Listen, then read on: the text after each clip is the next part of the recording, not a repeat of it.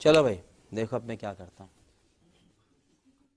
उत्तर प्रदेश में उससे ये गए हैं सब घबरा और कोई और रास्ता सूझ नहीं रहा है। बता रहे हैं कि अगर मालिक का नाम हिंदू है तो फर्म का नाम भी हिंदू होना चाहिए। मैं नाम ले रहा हूं, अल कबीर एक्सपोर्ट बीफ, जो फूड प्रोसेसिंग कंपनी है, बीफ एक्सपोर्ट करती है। मालिक का नाम है mister Satish mister Atul Sabharwal. Company का नाम Al Kabir, Al Arabian export private limited, Arabian. और इसके मालिक कौन है? सुनील कपूर साहब, जिनका अरब से और अरबिया से कोई मतलब ही नहीं होगा। अगर आपकी तरह कहने पर आ जाएं, आप सेब खरीद रहे हैं, आप कह रहे हैं फल वाला मुसलमान होगा तो हम सेब नहीं लेंगे। ऐसा कोई कह नहीं अब रहा कश्मीर में रज्जाक के बाग के सेब हैं या शकील के बाग के सेब हैं? बात समझिएगा, शकील के बाग के सेब हैं या रज्जाक के बाग के सेब हैं या अजहर के बाग के सेब हैं, ये कैसे डिफाइन कीजिएगा? क्या बात है सर, क्या बात है सर, क्या बात, ये बात है। माँ भगवती ढाबे पे जो चावल बन रहा है या जो दाल बन रही है, वो चावल किसके खेत से आया है? कौन गारंटी लेगा? एसपी साहब गारंटी लेंगे, मुख्यमंत्री जी गारंटी लेंगे, जो यहाँ डिबेट में बैठे हैं ये गारंटी लेंगे? कौन गारंटी लेगा? भाई हम हिंदुस्तान में रह रहे हैं, यहाँ पर 140 करोड़ की आबादी है, हिंदू मुसलमान सबका कारोबार मिला हुआ है। कौन किससे खरीद रहा है, कौन किससे बेच रहा है? बात लहसुन प्याज की आई, क्या पता नासिक से किसके खेत से चली, किसके ट्रक में आई, कौन से अड़तिये ने, कि शकील ने बेची या वकील ने बेची या रईस ने बेची, और उसके बाद में वो प्याज लहसुन अदरक आपके यहाँ होटल पर आ गया। बताइए, खा लेंगे आप? बताइए। अभी एक साहब बैठे थे, कहने लगे गंगा का, सुनिए, कहने लगे गंगा का शुद्ध पानी। हाँ। साहब, गंगा हमारे देश की लाइफलाइन है। हमारे देश का 60% से ज्यादा आबादी गंगा के तट पर बसी हुई है, चाहे पहाड़ से लेकर और आप बंगाल तक चले जाइए। लेकिन आप यहां तो बता रहे हैं शुद्ध पानी, खाना खाने से आप अपवित्र हो जाएंगे, और न जाने कितने इलाकों से गुजर रही है और कौन कौन से घरों का सीवर गंगा में गिर रहा है। उसमें हिंदुओं का सीवर भी गिर रहा है, मुसलमानों का सीवर भी गिर रहा है, सरदारों का भी गिर रहा है, ईसाइयों का भी गिर रहा है, सबका सीवर गिर रहा है।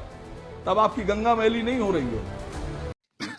सही पकड़े हैं। पवित्रता आपको लड़ाई नहीं लड़ रहे हैं। करोड़ों रुपए खर्चा कर दिए, अरबों रुपए गंगा की सफाई के नाम पर, और यहां बैठकर आप टीवी पे ज्ञान दे रहे हैं हम लोगों को। आपको शर्म नहीं आती? आप चुनाव लड़िए, चलिए आपको मर्दों की तरह से। नहीं, आपको ज्ञान दे देते हैं। मुद्दों पे लड़िए, मुद्दों पर, देश के मुद्दों पर। अब असीम आसिम वकार वकार साहब ने साहब, बहुत सारे सवाल उठा लिए, देश के मुद्दों पे लड़िए। पर बात कर लेते ओके, हैं। असीम वकार साहब, आपने कैसी लगी? आगे स्वाद बड़े गहनता से इस पर अपनी बात और टिप्पणी रख दी है। ठीक है, अब आप सुनिए राकेश त्रिपाठी क्या कह रहे हैं। राकेश त्रिपाठी, सुन लिया आपने? कैसे पता लगाएंगे कि शकील के वहां पर उगा है चावल? देखिए आसिम वकार ने शुरुआत में कुछ कंपनियों के नाम बताए कि ये बीफ एक्सपोर्ट कंपनियां हैं और रन बाई कुछ हिंदू है। ये आसिम वकार को कैसे जानकारी हुई? अगर ये नाम सार्वजनिक नहीं होते तो क्या आसिम वकार जान पाते कि अल कबीर का मालिक कोई सब्बरवाल कैसे है? यही तो हम कह रहे हैं ना, सार्वजनिक करिए ना। कौन सी वैष्णो ढाबा, कौन अमजद चला रहा है, ये बता दीजिए ना। क्यों घबरा रहे हैं, क्यों छुपा रहे हैं? जब छुपा रहे हैं तब कुछ गड़बड़ की संभावना दिखती है। आखिरकार पारदर्शी होने से पहले आपको क्या परहेज होता है पारदर्शी होने में? आप तुरंत नारा लेकर के आ जाएंगे, हम कागज नहीं दिखाएंगे, हम नाम नहीं बताएंगे, हम पहचान अपनी छुपाएंगे। शर्म आती है क्या? हाँ, ये कर लो पहले। अरे पहचान डंके की चोट पर बताइए। आसिम वकार बिल्कुल डंके की चोट पर बताते हैं, मेरा नाम आसिम वकार है। आपके वालिद ने रखा है आपका नाम, आपके पेरेंट्स ने आपका नाम रखा है। कोई शर्म है क्या इस नाम को लेकर के? यही बात तो मैं कह रहा हूं कि अपना नाम लेकर के बताइए। कानून कह रहा है, ये खाद्य सुरक्षा एवं मानक अधिनियम कह रहा है कि अपना नाम बताइए। ये कानून का इंप्लीमेंट करने का हम काम कर रहे हैं। आपको भी आगे बढ़कर के कहना चाहिए कि सारे धुंध की बात को हटाइए, सब बिल्कुल ट्रांसपेरेंट कर दीजिए कि अल कबीर के मालिक का नाम। बहुत अच्छी बात कही है। छोटा सा सवाल पूछूंगा, अगर अंदर चला रहा है तो बता दीजिए। ओके राकेश त्रिपाठी, आपने बात रखी, सैयद जवाद भी हमारे साथ। सैयद जवाद, क्या वाकई ऐसा नहीं होता है कि नाम उसका रहीम है, बताता राहुल है, नाम उसका रहीम है, वो चलाता कोई और ढाबा है, और ढाबे वाला जब यूपीआई से पेमेंट करने जाता है तो पता लगता है कि अरे ये तो साहब मियां भाई है। वो कहते हैं कि हमें कोई एतराज नहीं है, लेकिन आप जाहिर करने में क्यों घबरा रहे हैं? कोई सेंस है इस बात की? जी बहुत बहुत शुक्रिया रूबिका जी आपका। और राकेश त्रिपाठी जी, इसीलिए राहुल गांधी जी ने कहा था कि डरो मत, डराओ मत।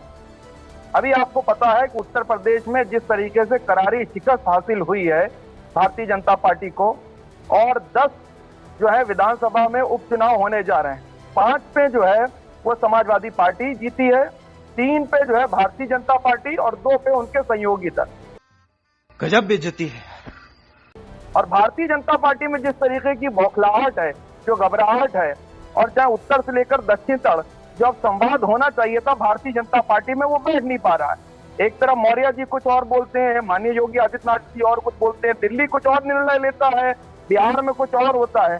तो इस तरीके की जो ध्रुवीकरण की राजनीति करके आप सोच रहे हैं आपको फायदा होने वाला है। अजीज भाई ने भी ये बात बोली, आसिम भाई ने भी ये बात बोली, सैयद जवाद आप भी ये बात बोल रहे हैं, आप रिपीट कर रहे हैं। आप, मैं आपको बोलने का मौका दूंगी, पर मुद्दे पर आइए। नहीं, मैं पूरी बात सुन रही हूँ और मैं सब्र से सुन रही हूँ, ऐसा नहीं। क्या बोला तूने? हो गया भैया मैटर।